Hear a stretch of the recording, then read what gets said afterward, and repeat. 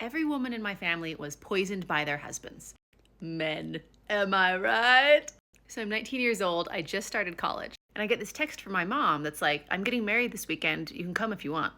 And I'm like, to who?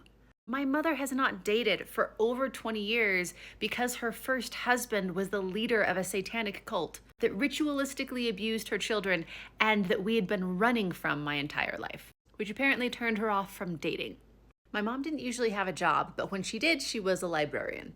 2 weeks earlier, this man with mangled hands from getting in so many fistfights, rough voice, totally bald, teeth down to the nubs, walked into the public library and announced that he was looking for a good Mormon woman to marry. And my mom's like, okay.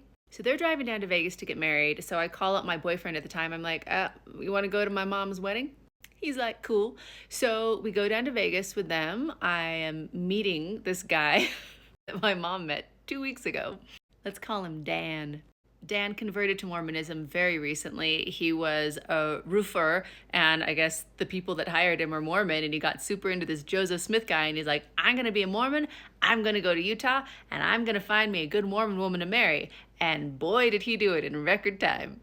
Dan proudly told the story of walking into the living room one time and eating some candy, and his son was like, Dad, that's not candy, that's fish gravel. And he's like, what? I thought it didn't taste very good. And then reached in and got another handful of fish gravel and crunched it down.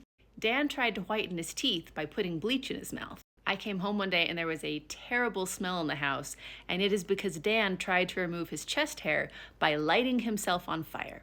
After they were married for a couple of months, my mom came to me and told me, Dan is poisoning me. These were like my first little seeds of doubt in my mother's story, because I was like, what are the chances that you don't date for 20 years, but you only marry men that poison you? G-Pa poisoned G-Ma. All the men that my mother married poisoned her. What are the chances?